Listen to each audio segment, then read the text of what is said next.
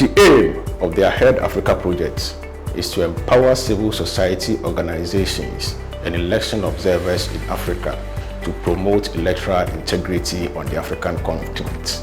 Today's event had the theme Advancing Electoral Integrity through Citizen Engagement, and it was co-hosted by WION, that's the West Africa Election Observers Network, and EPD, the European Partnership for Democracy. Partners of the event, EPD, CDD-Ghana, AU, ECOSOC, and the EU, gave the welcome remarks of the day, and the keynote address was given by Sheikh Armiya Shaibu on the theme, the trend of election observation to boost electoral integrity in Africa. There were presentations on the objectives and the activities under the Ahead Africa project, and there was also a panel discussion on the barriers young people face in their participation in elections in Africa. Among the key highlights of the event were that election observers are playing an important role in promoting electoral integrity in Africa. However, there are still challenges with the electoral system in Africa. There's so much suspicion, around the Electoral Commission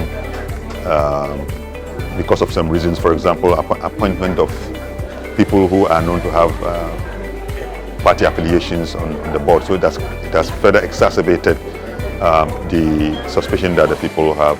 The biggest challenge facing the public authorities and the election management bodies, we just heard it now today from our event, it is the financial and bureaucratic constraints that marginalized communities face, particularly young women, the youth in general, ethnic minorities, and LGBTQ+ voters and candidates. The financial constraints particularly is not just necessarily about how expensive it is for these people to participate in elections, but also the constraint that it places upon them once they get elected into office. Participants and panelists of the day made various recommendations, which include election observer groups using their observation reports to advocate for electoral reforms, devising means of addressing disinformation and misinformation during elections in Africa, and advocating for effective campaign financing laws to promote electoral integrity in Africa. I think citizens, especially through civil society, have a key role to play to act as the bridge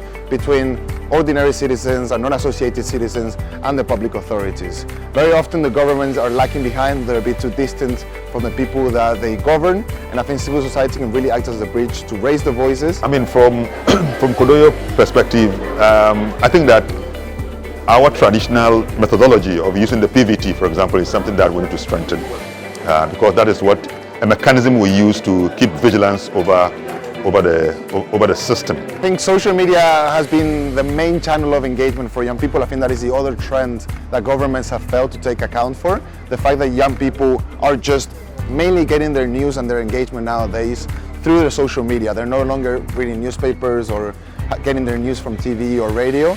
They're getting their news from their social media channels, whether it's Instagram, X. And I think both social media platforms, governments and civil society have to work together to ensure that the content is legitimate, is proofread, and that there's no misinformation spread across it. I think on the other side as well, civil society has to ensure that the population is well educated. We need media literacy courses, even eventually implemented in the public education system, to make sure that us as citizens and our future generations are properly resilient to the threats of misinformation, because to be completely realistic, we're never going to be able to fully eliminate misinformation.